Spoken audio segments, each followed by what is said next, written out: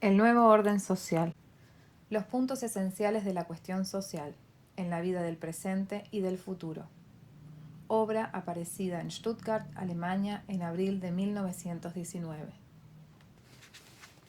Prefacio e introducción a la cuarta edición. No aprecia en lo justo lo que actualmente la vida social exige, quien piense en soluciones basadas en alguna utopía. Partiendo de determinados conceptos y sentimientos, se podrá creer que estas o aquellas instituciones u organizaciones previamente concebidas necesariamente tuviesen que conducir al bienestar de la humanidad. Por más fuerza persuasiva que semejante creencia pueda tener, resultará totalmente inadecuada a lo que la cuestión social actualmente exige. Esta afirmación ha de evidenciarse como acertada, aun en el caso en que se la lleve a un extremo que parezca insensato. Supongamos que alguien haya elaborado una perfecta solución teórica del problema social, y sin embargo pensaría en algo totalmente impracticable si quisiera ofrecer a la humanidad tal solución. Pues ya no vivimos en tiempos apropiados al actuar de esta manera en la sociedad humana. Los hombres no poseen el estado de alma como para decir, con respecto a la vida social, he aquí uno que sabe que organización social nos hace falta, hagámoslo como él opina. Los hombres ya no quieren que las ideas concernientes a la vida social vengan a presentarse de esta manera. Este libro, ya bastante difundido, cuenta con este hecho. Y los que le atribuyen un carácter utópico no comprenden en qué intenciones se basa. Lo juzgaron así los que no quieren pensar sino de una manera utópica. Ven en el otro lo que constituye su propio modo de pensar. Para el que piensa en forma práctica, ya constituye una experiencia general que, por convincentes que parezcan, a nada se llega con las ideas utópicas. A pesar de ello, hay muchos que piensan que en la esfera económica, por ejemplo, convendría dar pasos en ese sentido, pero tendrán que convencerse de que es inútil pensarlo porque a nada conduce lo que ellos proponen. Habría que tomarlo en cuenta como una experiencia efectiva, la que tiene que ver con un hecho importante de la actual vida social: la falta de sentido realista en cuanto a lo que se piensa frente a las exigencias de la realidad económica. ¿Puede creerse que mediante un pensar ajeno a la realidad de la vida se logre superar las caóticas condiciones de la vida social? Esta pregunta ha de conducirnos a confesar que se está pensando de un modo irreal, y quien no lo confiese quedará ajeno a la cuestión social, pues únicamente si esa pregunta es considerada como un serio problema de toda la civilización actual, se llegará a ver claramente cuáles son las exigencias de la vida social. Esa pregunta nos conduce a considerar la configuración de la actual vida cultural. La humanidad moderna desarrolló una vida espiritual que en alto grado depende de instituciones estatales y de fuerzas económicas. Desde su infancia se somete al hombre a la educación e instrucción estatal, y su educación depende, además, de las condiciones económicas dentro de las cuales se desarrolla su vida. Podría creerse que precisamente de esa manera el hombre llegará a adaptarse a las actuales condiciones de vida, ya que el Estado ha de tener la posibilidad de organizar de la mejor manera y en beneficio de la sociedad humana la educación e instrucción, y con ello la parte esencial de la vida cultural. También podría creerse que el hombre será el mejor miembro de la comunidad humana si es educado de acuerdo con las posibilidades económicas dentro de las cuales vive, y si a través de esta educación se le coloca en la posición en que esas mismas posibilidades económicas le llevan. Este libro asume la tarea, que actualmente se mira con poca simpatía, de mostrar que lo caótico de nuestra vida pública tiene su origen en que la esfera cultural se desarrolla en dependencia del Estado y de la economía, y demostrar que una parte del palpitante problema social consiste en librar de esta dependencia la vida cultural.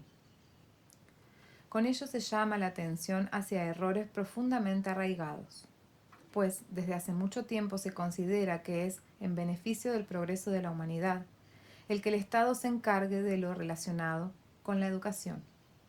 El pensamiento socialista no puede sino formarse la idea de que para servir a la sociedad, ella haya de educar al individuo según sus métodos.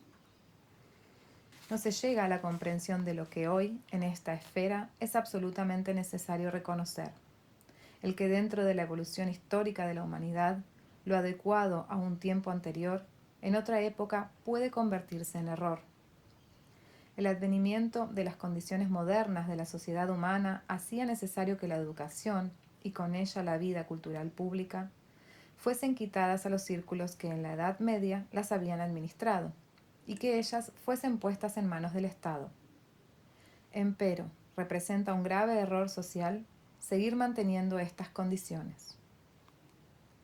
Esto ha de mostrarse en la primera parte de este libro. Dentro de la organización estatal, la vida cultural se desarrolló hacia su libertad. Pero esta libertad no puede desenvolverse de la justa manera si no se le concede la plena autoadministración. Por su propia naturaleza, la vida espiritual debe de existir como una esfera del organismo social enteramente independiente. La educación y la enseñanza de las que realmente proviene toda la vida cultural deben entregarse a la administración de los que educan y enseñan, y en ellas no deben intervenir ni gobernar las organizaciones estatales y las económicas. La persona que enseña ha de emplear para la enseñanza solamente el tiempo que la deje libre para actuar, además dentro de la administración correspondiente. Esto le permitirá atender la administración de manera igual como procede en la educación y la enseñanza, y no darán instrucciones quienes no actúen al mismo tiempo dentro de lo viviente de la enseñanza y la educación. No interviene ningún parlamento, ni tampoco persona alguna, que una vez haya enseñado, pero que ya no lo hace. Lo experimentado en la enseñanza misma fluye también en la administración. Es lo más natural que dentro de semejante organización imperen, al máximo grado, sentido práctico e idoneidad. Naturalmente se podrá objetar que incluso en semejante autoadministración de la vida cultural no todo será perfecto. Mas esto es algo que en la vida real tampoco se puede exigir, sino que solamente podrá aspirarse a realizar lo mejor posible. Las facultades que en el niño se desenvuelven realmente se transmitirán a la comunidad. Si por su formación solo han de velar quienes, conforme a fundamentos espirituales, puedan emitir su opinión competente. Solo en una corporación espiritual autónoma podrá formarse un juicio acerca del grado de desarrollo que para un niño es posible lograr. Y solo semejante gremio podrá determinar lo que debe hacerse para que tal juicio se haga válido. Tanto la esfera estatal como la económica recibirán de esa fuente las fuerzas que ellas mismas no pueden darse si organizan la vida cultural desde sus propios puntos de vista. De lo expuesto en este libro resulta que la organización y la enseñanza misma de aquellos establecimientos que sirven al Estado y a la economía también han de ser ejecutadas por los que administran la vida espiritual libre. Escuelas jurídicas, comerciales, agrícolas e industriales serán organizadas por la esfera espiritual autónoma. Esta conclusión, que es correcta, despertará necesariamente muchos prejuicios. Sin embargo, ¿de qué se derivan tales prejuicios? Se llegará a reconocer su espíritu antisocial si se tiene presente que, en el fondo, se deben a la suposición inconsciente que los educadores han de ser hombres poco prácticos, ajenos a la realidad de la vida, personas de quienes no se puede esperar que por sí mismas puedan crear instituciones que de la justa manera respondan a los distintos campos de la vida práctica. Se piensa que tales instituciones deben crearse por los que actúan en la vida práctica, y que los educadores deben obrar según las normas que les sean dadas. Quienes piensan de este modo no ven que los que educan se tornan ajenos a la práctica de la vida, precisamente cuando ellos no pueden darse a sí mismos la orientación que ha de guiarlos en lo más pequeño hasta en lo más grande. Por más que se les den principios provenientes de hombres que parecen ser sumamente prácticos, de su trabajo educativo no saldrán hombres realmente prácticos para la vida. Las condiciones antisociales se deben a que en la vida social no llegan a colocarse hombres que por su educación hayan adquirido el sentimiento social. Y solo habrá hombres de sentido social por resultado de un sistema de educación dirigido y administrado por personas que posean tal sentido. Jamás se podrá resolver el problema social si no se considera la cuestión educativa y espiritual como uno de sus aspectos esenciales. Se crean condiciones antisociales no solamente por lo que se dispone en la esfera económica, sino también porque dentro de esta organización económica el hombre observa una conducta antisocial. Y resulta antisocial si la juventud es educada y enseñada por hombres ajenos a la realidad de la vida, porque se les impone desde afuera la dirección y el contenido de su actuar. El Estado crea establecimientos de enseñanza jurídica y exige que allí se enseñe la jurisprudencia sentada en su constitución y administración, según sus propios puntos de vista. En cambio, establecimientos surgidos de una vida espiritual autónoma concebirán de esta vida espiritual misma el contenido de la jurisprudencia, y el Estado deberá aguardar lo que la vida espiritual libre le transmitirá. Así será fecundado por las ideas vivientes que sólo pueden surgir de tal vida espiritual. En esta vida espiritual estarán los hombres quienes, partiendo de sus puntos de vista, se incorporarán a la vida práctica. La vida práctica no puede tener su origen en la educación organizada por hombres meramente prácticos y donde enseñan personas ajenas a la realidad de la vida, sino en pedagogos que, desde su punto de vista, comprenden la vida y la práctica. En este libro se explica, al menos en forma alusiva, cómo ha de realizarse la administración de la vida espiritual autónoma. Los que piensan en forma utópica pondrán ciertos reparos al contenido de este libro. Artistas y otros trabajadores espirituales preguntarán: ¿en la vida espiritual libre la idoneidad ha de prosperar mejor que en la actual por la que velan el Estado y las potencias económicas? Los que así preguntan debieran tener presente que el contenido de este libro no se basa en pensamientos utópicos y que por lo tanto no estipula teóricamente: esto tiene que ser de esta o de aquella manera. Antes bien, la atención es dirigida hacia comunidades humanas que por su actuar conjunto puedan crear lo que en el campo social resulte provechoso. Quien juzgue la vida, no según prejuicios teóricos, sino en base a las experiencias, arribará a la conclusión: el que produce por su libre idoneidad podrá esperar la justa apreciación de su trabajo, si existe una comunidad espiritual autónoma que actúe enteramente desde sus puntos de vista. La cuestión social no es algo que en nuestro tiempo haya surgido y que por unos pocos o por parlamentos pueda resolverse ahora y para siempre. Antes bien, es una parte integrante de toda la moderna civilización y que después de haber aparecido, perdurará como tal.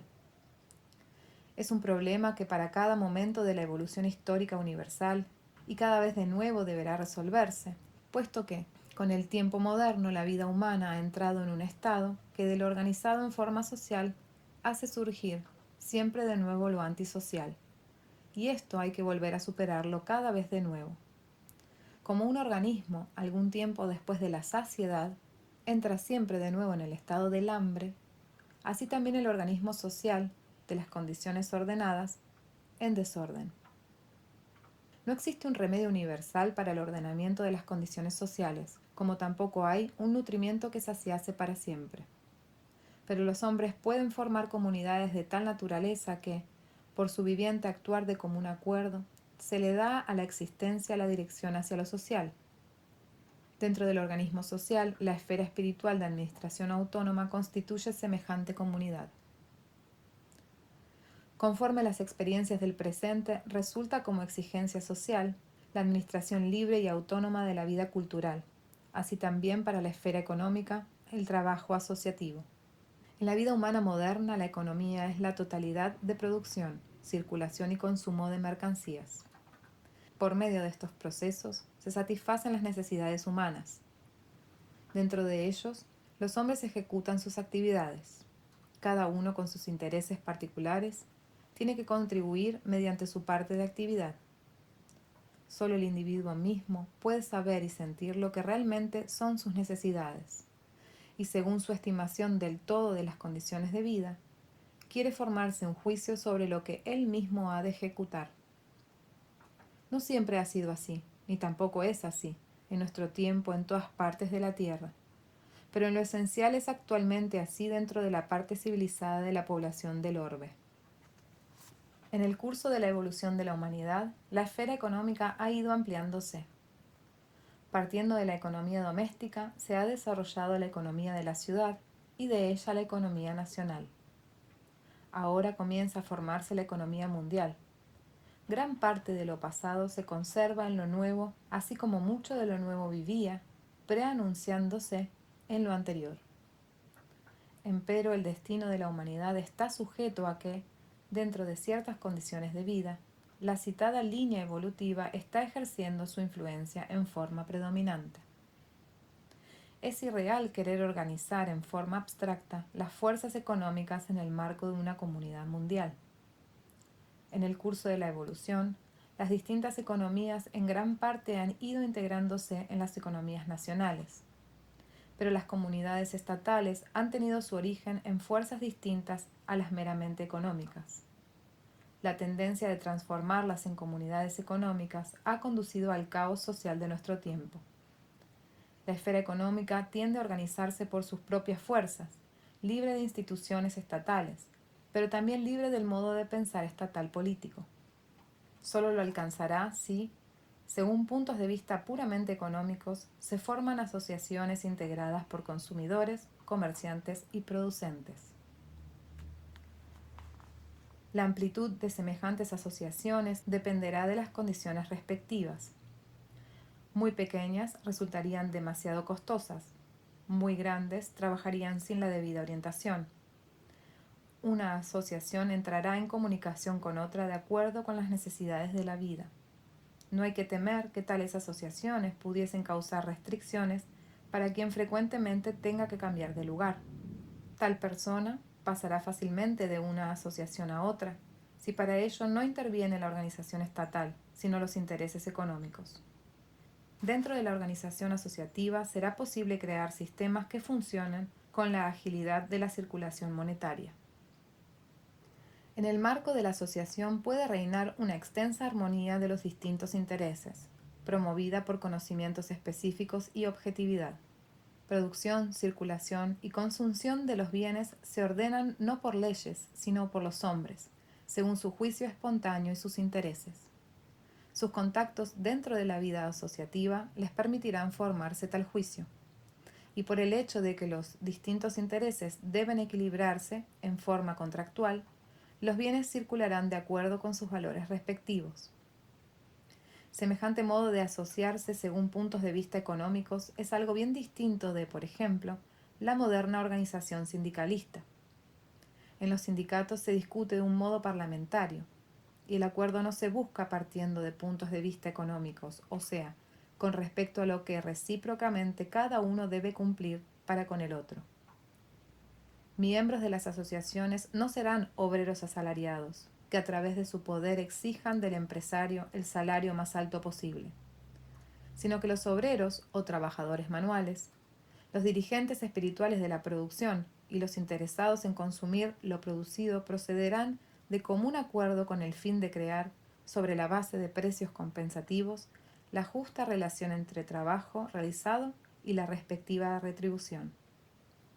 No es posible hacerlo en asambleas por discusión parlamentaria. Esto daría motivo para preocuparse, pues ¿quién haría el trabajo si un sinnúmero de personas tuviera que gastar su tiempo en discusiones sobre ese mismo trabajo? Todo se llevará a cabo por arreglos de hombre a hombre, de asociación a asociación, sin interrumpir el trabajo. Solo hace falta que el asociarse esté en concordancia con el entendimiento de los trabajadores y los intereses de los consumidores. Con lo que antecede, no se da ninguna utopía, pues no se dice, esto hay que establecerlo de esta o aquella manera, sino que se alude a cómo los hombres mismos organizarán las cosas si se proponen actuar en concordancia con su propio entendimiento y sus intereses. El motivo para asociarse de la referida manera, siempre que no lo impida la intromisión estatal, reside, por un lado, en la naturaleza humana, pues la naturaleza produce las necesidades. Por otro lado, puede patrocinarlo la vida espiritual autónoma, puesto que ella conduce a los conocimientos necesarios en que debe basarse la comunidad. Quien piense de acuerdo con la experiencia ha de consentir en que semejantes comunidades asociativas pueden formarse en cualquier momento y que no encierran nada de utópico. Nada impide su formación, sino el hecho de que el hombre de nuestro tiempo quiere organizar desde afuera la vida económica, en el sentido en que para él la idea de la organización se ha convertido en una sugestión. En cambio, la organización económica se basa en el asociarse libremente. Es la contraimagen de aquella propensión a querer organizar desde afuera para que los hombres cooperen en la producción. Por el asociarse, los hombres se unen unos con otros y la razón del individuo engendra lo metódico del todo. Se podría objetar para qué sirve que el pobre, el obrero, se asocie con el que posee los medios de producción, ya que sería mejor que la producción y el consumo se regularicen desde afuera en forma equitativa. Pero tal ordenamiento organizador suprime la fuerza individual de libre creación y deja la economía sin aquello que únicamente se origina en dicha fuerza. Si a pesar de todos los prejuicios se hiciera la prueba, incluso con una asociación del obrero con el dueño de los medios de producción, éste necesariamente tendrá que retribuir a aquel, si no intervienen otras fuerzas que las económicas, lo que compense el trabajo realizado. Actualmente se habla de estos problemas, no por los instintos que tienen su origen en las experiencias de la vida, sino según el estado de ánimo que no se basa en pensamientos económicos, sino que se ha producido por intereses relacionados con la conciencia de clase y de otra índole. Esto se debe a que en los tiempos modernos en que justamente la vida económica se ha tornado cada vez más compleja, el hombre no supo responder a ello con ideas puramente económicas. Lo impidió una vida espiritual que no es libre. Los hombres actúan en la vida económica en forma rutinaria, sin tener idea de las fuerzas estructurales y dinámicas de la economía. Trabajan sin la debida comprensión de la vida humana en su totalidad. En las asociaciones los hombres llegarán a conocer mutuamente lo que cada uno necesariamente debe saber. Se formarán experiencias sobre lo económicamente posible, porque los hombres juzgarán conjuntamente en base a la comprensión y experiencia que cada uno recoge en su sector. Del mismo modo que la vida espiritual libre solo se basa en las fuerzas que le son inmanentes, así también el sistema económico asociativo en los valores económicos que se generan a través de las asociaciones. ¿Qué actividad le toca a cada individuo de la vida económica? Será resultado de su actuar juntamente con quienes él se halle económicamente asociado. Y debido a ello influirá sobre la economía en general exactamente en la medida en que contribuya con su propio trabajo. En este libro también se expone cómo serán las condiciones de los imposibilitados dentro de la vida económica. Si ésta se estructura sobre la base de sus propias fuerzas, resultará la debida protección que se da al débil, al lado del fuerte. De esta manera el organismo social ha de dividirse en dos esferas autónomas que se sostienen mutuamente debido a que cada una cuenta con su administración específica, la que se origina en sus fuerzas peculiares. Empero, entre la una y la otra tiene que existir una tercera esfera, la parte propiamente estatal del organismo social. En ella se hace valer todo aquello que debe supeditarse al juicio y al sentimiento de todo hombre mayor de edad. En la esfera espiritual autónoma, cada uno actúa según sus capacidades particulares. En la economía, cada uno ocupa el lugar que resulte de su relación asociativa. En la esfera político-jurídica, el individuo llega a tener su absoluta condición de hombre, dado que ésta no depende de las capacidades que le permiten actuar en la vida espiritual autónoma, ni tampoco del valor que a través de la economía asociativa se asigna a los bienes por él producidos. Este libro va a demostrar que establecer las condiciones relativas al tiempo y la índole del trabajo humano es de incumbencia de la esfera estatal jurídica. Dentro de esta última esfera rige la igualdad de los individuos, cada uno frente a otro, porque en ella únicamente se tratan y se administran los asuntos con respecto a los cuales todos los hombres son de igual competencia para juzgar. En este sector del organismo social se regulan los derechos y deberes del hombre. El conjunto de todo el organismo social se formará por resultado del desenvolvimiento independiente de cada una de sus tres esferas. El libro ha de exponer cómo por la cooperación de los tres sectores se llevará a cabo la función del capital activo y de los medios de producción, como asimismo a qué condiciones obedecerá el uso del suelo. Quien intente resolver el problema social por alguna teoría económica podrá opinar que lo expuesto en este libro no es de índole práctica. En cambio, quien según las experiencias de la vida desee que los hombres arriben a un entendimiento por el cual se llega a conocer y dedicarse a los deberes sociales lo mejor posible, probablemente no negará que el autor del libro aspira a la verdadera práctica de la vida. El lector se dará cuenta de que este libro trata no tanto de los fines del movimiento social, sino más bien del camino que en la vida social debiera tomarse. La práctica de la vida nos enseña que distintos fines pueden presentarse en diferentes aspectos y solo quien piensa abstractamente lo ve todo en contornos fijos. Entonces suele criticar lo práctico de la vida porque considera que no se lo explica con suficiente claridad. Muchos que se tienen por prácticos son, precisamente, semejantes pensadores abstractos, pues no tienen en cuenta que la vida tiende a tomar las más diversas configuraciones.